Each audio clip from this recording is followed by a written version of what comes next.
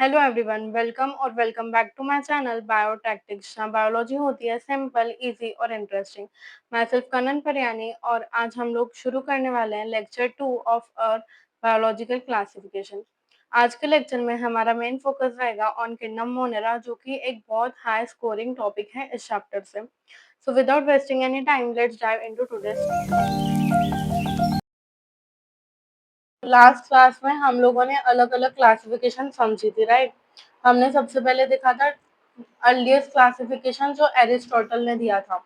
उसने प्लांट्स को herb, shrubs, tree इनमें क्लासिफाई किया था और एनिमल्स को इनाइमा और एनाइमा में according to the red blood sales.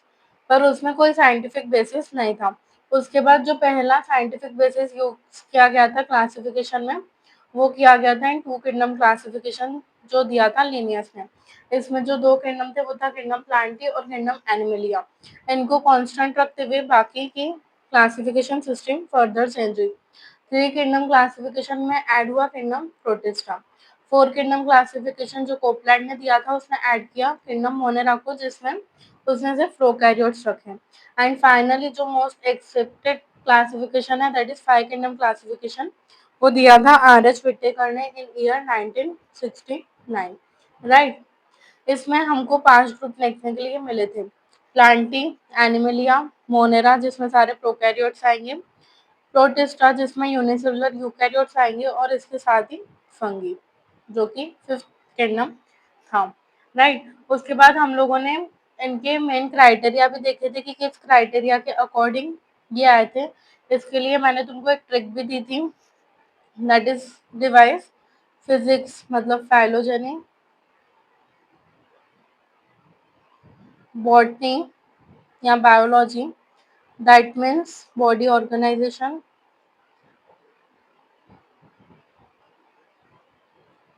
Chemistry मतलब सेल स्ट्रक्चर।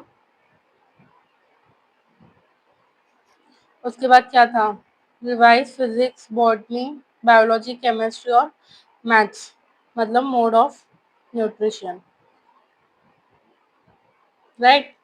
ये बेसिक थे क्लासिफिकेशन की क्राइटेरिया, जिसके अकॉर्डिंग फाइव किंगडम क्लासिफिकेशन बना था, ठीक है। आई होप यहाँ तक तुमको सारी चीज़ें याद हो गई होंगी। उसके बाद हमने टू किंगडम क्लासिफिकेशन में भी देखा था कि इसने यूनिसेलुलर और multi cellular, prokaryotes, eukaryotes, photosynthetic और नॉन फोटोसिंथेटिक के बीच में डिस्टिंग्विश नहीं किया था। आई होप यहाँ तक तुमको सारी चीज़ें रिवाइज हो गई होंगी। अब हम लोग देखेंगे किंगडम मोनेरा को डिटेल में।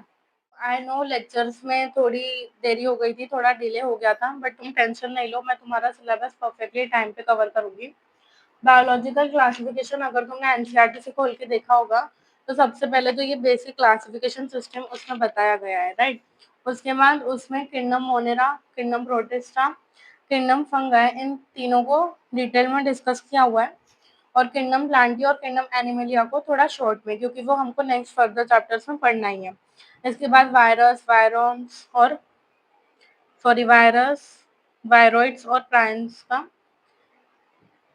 थोड़ा इंट्रोडक्शन दिया हुआ है, राइट। तो मैंने सोचा है कि मैं तुमको आज किंगडम मोनेरा पढ़ाऊंगी, देन किंगडम प्रोटिस्टा, फिर किंगडम फंगी और प्लांटी, एनिमलिया, और इनको हम एक ही लेक्चर में कवर कर लेंगे। और लेक्चर ना लगे इसलिए इसके साथ ही आज जो मैं तुमको किंगडम मोनेरा पढ़ा रही हूँ, उसके साथ ही तुम्हारी एनसीईआरटी कवर हो जाएगी। तो चलो शुरू करते हैं किंगडम मोनेरा।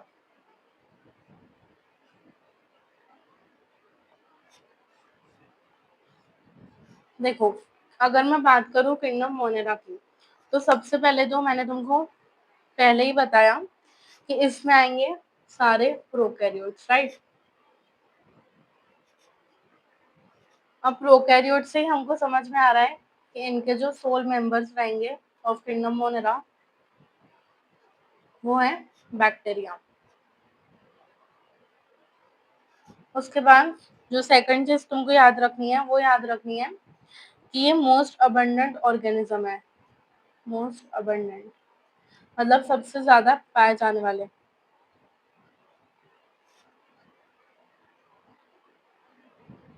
अबंडेंट ऑर्गेनिजम्स जो तुमको हर जगह पे मिलेंगे। Occur almost everywhere, right. देखो, अगर तुम एक हैंडफुल ऑफ सॉइल में देखोगे तो उसमें भी तुमको हंड्रेड्स ऑफ बैक्टीरिया देखने के लिए मिलेंगे। वैसे ही बैक्टीरिया हमको हॉट स्प्रिंग्स, वाटर, सॉइल, जहाँ कहाँ बैक्टीरिया देखने के लिए मिलते हैं। ठीक है, अब देखो नेक्स्ट चीज। एनसीईआरटी ने क्लियरली एक चीज बोली है जो कि बहुत इंपॉर्टेंट है नोट करना, एंड दैट इज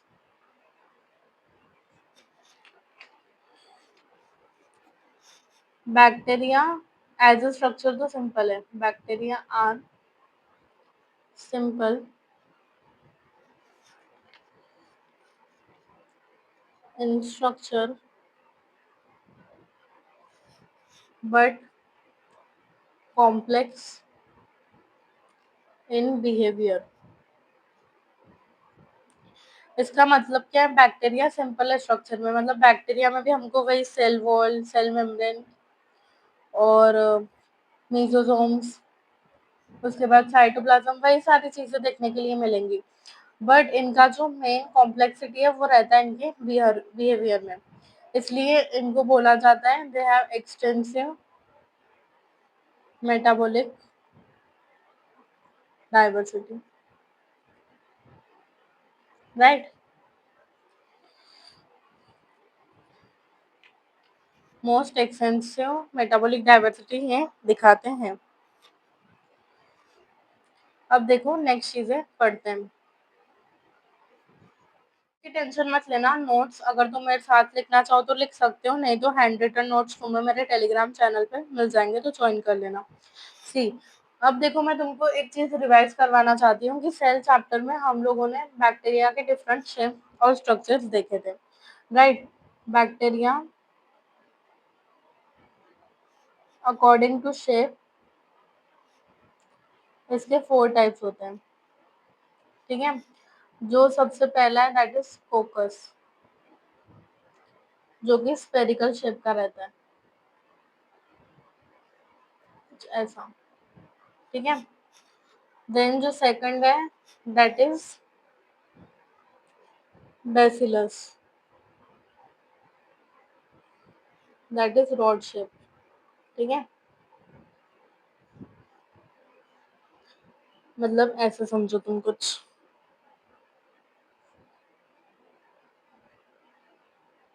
ऐसे रॉड शेप के हमको देखने के लिए मिलते हैं। कोकस का मैं एग्जांपल दूं तो इट इज स्ट्रेप्टोकोकस, जो मैंने सेल चैप्टर में भी तुमको बताया था, अगर तुमने रिवाइज किया हो, तुमको याद हो तो।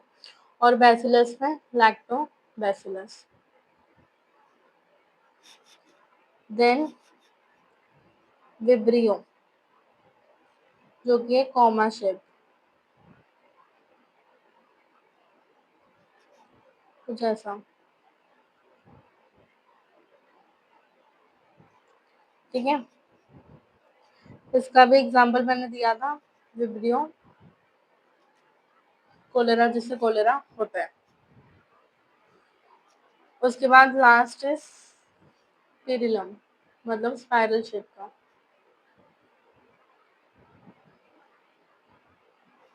राइट, ऐसा कुछ। तो ये बेसिक 4 टाइप के शेप्स रहते हैं बैक्टीरिया में। पहला है कोकस, जो कि स्फेरिकल रहता है, for example Streptococcus. Second is bacillus, rod shape, lactobacillus. Third is vibrio, comma shape. And fourth is spirillum, जो कि स्पाइरल शेप का रहता है। आई होप यहाँ तक तुमको सारी चीजें क्लियर हो गई होंगी। अब हम लोग आगे देखेंगे न्यूट्रिशन एंड बैक्टीरिया, बैक्टीरिया का क्लासिफिकेशन, और उसके बाद कुछ उनका इकोनॉमिक इम्पोर्टेंस। देखो, सबसे पहले हम लोग देख लेते हैं न्यूट्रिशन इन बैक्टीरिया।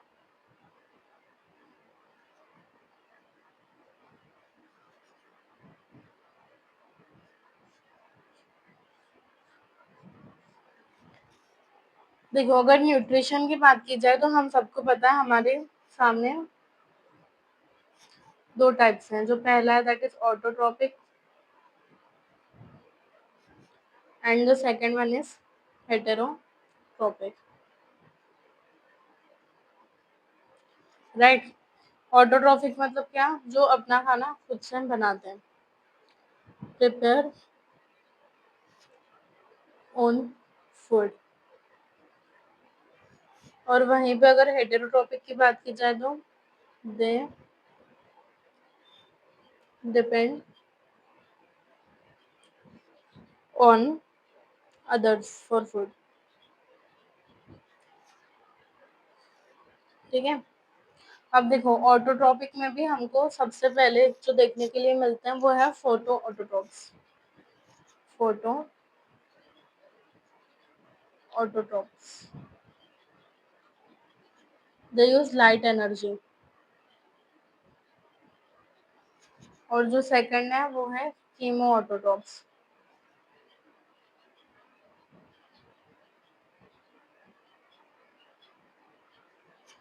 मतलब ये लोग इनऑर्गेनिक सबस्ट्रेट्स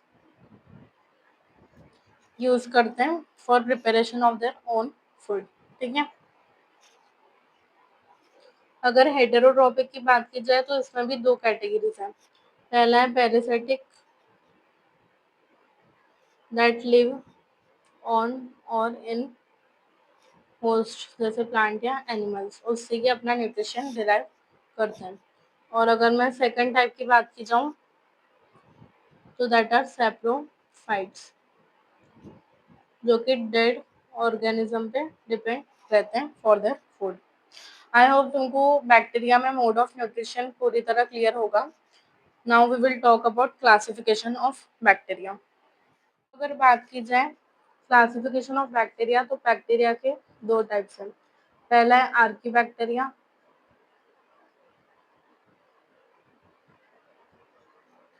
और जो सेकंड है that is you bacteria. Archie bacteria मतलब एंशियंट एंड यू बैक्टीरिया मतलब ट्रू बैक्टीरिया, राइट। अब देखो आर्की बैक्टीरिया की बात की जाए ना तो आर्की बैक्टीरिया का एक बहुत अच्छा कैरेक्टरिस्टिक फीचर है जो तुमको याद होना चाहिए क्योंकि इस पे क्वेश्चन पूछा जाता है। और वो फीचर ये है कि आर्की बैक्टीरिया में हमको जो सेल वॉल स्ट्रक्चर है इनका वो डिफरेंट रहता है। Cell wall structure is different from other bacteria और इसी वजह से ये हमको एक्सट्रीम हैबिटेट्स में देखने के लिए मिलते हैं। Hence found in extreme conditions या extreme habitats, ठीक है। देखो अगर बात करें आर्की बैक्टीरिया की तो इनमें तीन सब कैटेगरीज हैं। जो पहला है वो है हेलोफाइल्स। हेलोफाइल्स मतलब वो बैक्टीरिया जो सॉल्टी एरियाज में देखने के लिए मिलते हैं, ठीक है। दूसरा है थर्मो एसिडोफाइल्स जो कि हॉट स्प्रिंग में देखने के लिए मिलता है। और अगर थर्ड कैटेगरी की बात की जाए तो दिस आर मेथानोजेंस जो हमें मार्शी एरिया में देखने के लिए मिलेंगे, ठीक है। वहीं पे अगर मैं बात करूँ यू बैक्टीरिया की तो यू बैक्टीरिया मतलब ट्रू बैक्टीरिया। इसमें जनरली हमको हेटेरोट्रॉप्स देखने के लिए मिलते हैं, ठीक है, जो कि मोस्ट अबंडेंट है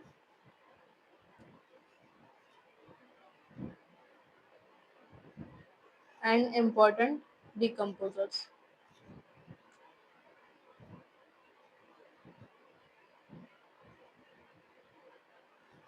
राइट। उसके बाद ऑटोट्रॉप्स में अगर बात की जाए यू बैक्टीरिया के अंदर so this are photo autotrophs या फिर कीमो।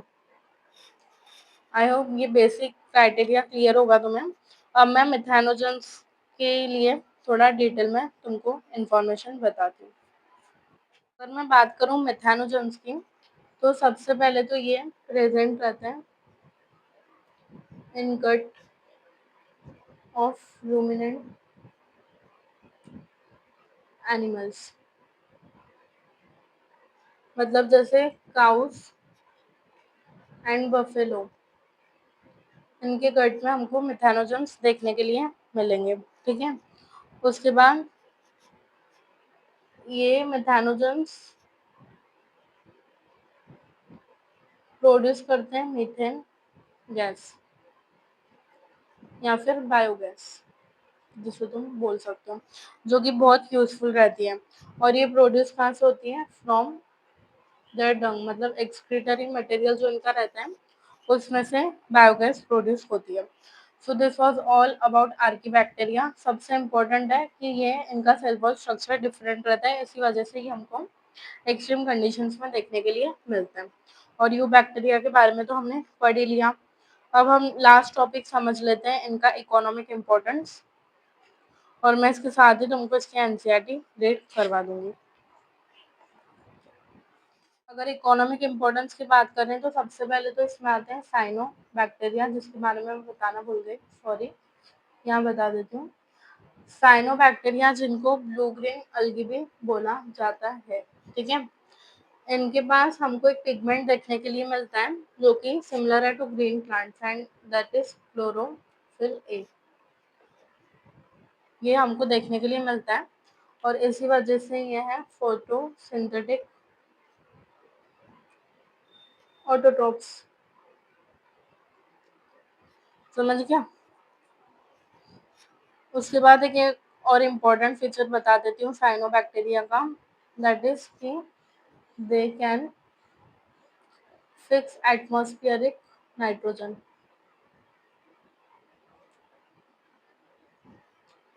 इनमें ये कैपेबिलिटी रहती है कि जो एटमॉस्फेयर की नाइट्रोजन है ये अपने अंदर फिक्स कर सकते हैं। और वो फिक्स किस में करेंगे? इन स्पेशलाइज सेल्स, जिनको बोला जाता है हेटेरोसिस्ट। ये सेल में ये लोग एटमॉस्फेरिक नाइट्रोजन को स्टोर करते हैं। अगर कुछ एग्जाम्पल्स की बात करूं तो सबसे पहले आता है Anabaena and second is nostro. ठीक है, अब देखो, अगर बात करें हम लोग कीमोसिंथेटिक ऑटोट्रोप्स की, शॉर्ट में लिख रही हूँ मैं, कीमोसिंथेटिक ऑटोट्रोप्स की बात करें तो ये भी बहुत सारे इनऑर्गेनिक सब्सटेंसेस को ऑक्सीडाइज करते हैं। For example nitrates, nitrites and ammonia, इनको ये ऑक्सीडाइज करते हैं। इससे रिलीज होती है energy that is used in the form of ATP, इसलिए मैंने डायरेक्टली लिख दिया। और उसके बाद एक बहुत important role, that is recycling nutrients.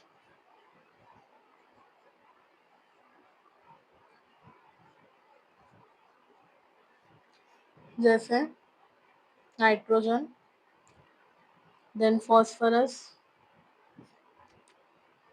Iron and sulphur, इनको रिसाइकल भी करते हैं।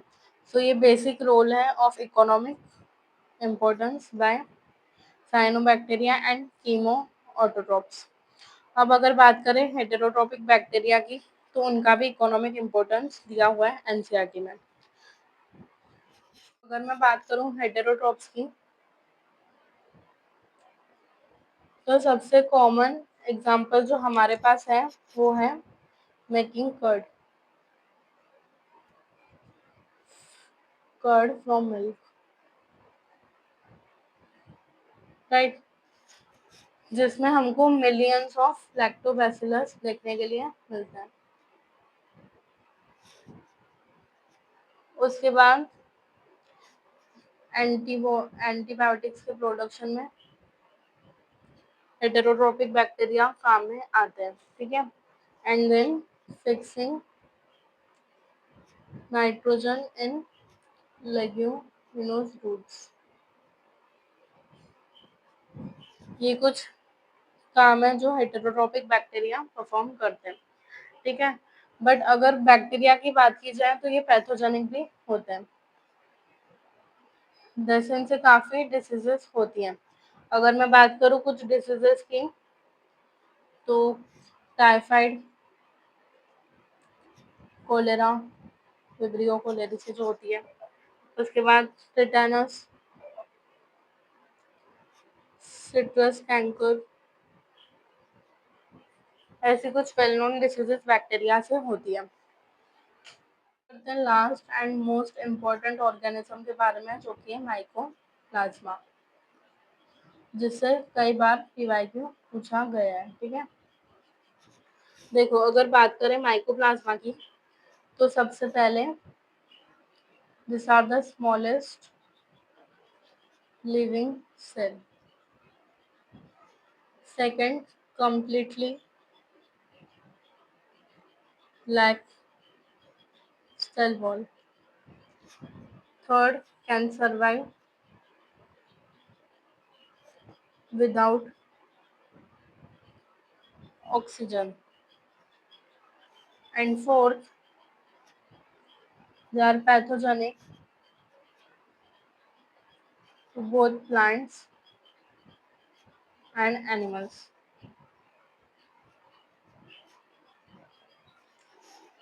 This was all about Kingdom Monera. I hope तुमको Kingdom Monera की सारी चीजें क्लियर हो गई होंगी, ठीक है। तो अब हम इसकी एनसीईआरटी रीड कर लेते हैं विदाउट वेस्टिंग टाइम। देखो, अब हमने मोनेरा किंगडम अच्छे से समझ लिया है।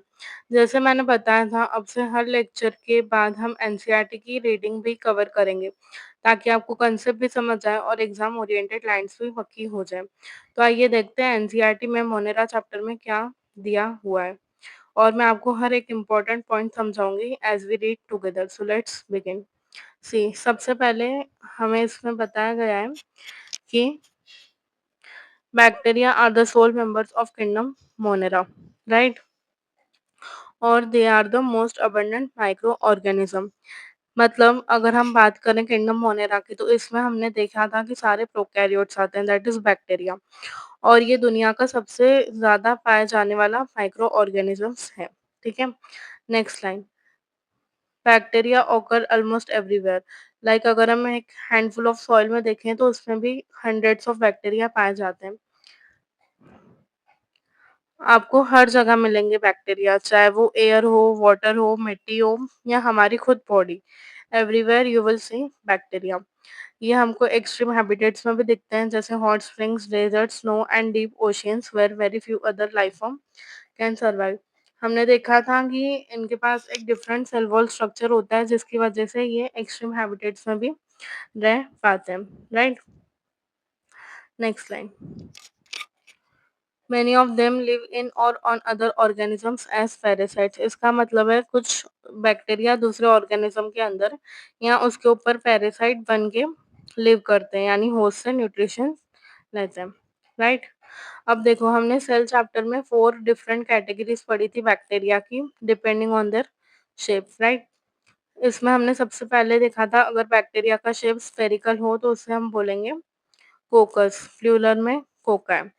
अगर रॉड शेप हो तो बैसिलस, कॉमा शेप हो तो विब्रियो या विब्रियम, और स्पाइरल हो तो स्पिरिलम।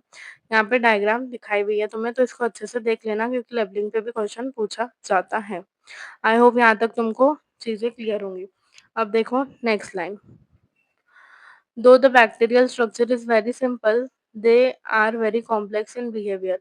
ये लाइन में बोला जा रहा है कि स्ट्रक्चर तो बैक्टीरिया का सिंपल होता है, मतलब उसमें हमको सेल वॉल, साइटोप्लाज्म, वही सारी चीजें देखने के लिए मिलती हैं, लेकिन उनका जो मेटाबॉलिज्म रहता है और जो एडेप्टेबिलिटी रहती है वो बहुत कॉम्प्लेक्स और एडवांस होती है, ठीक है।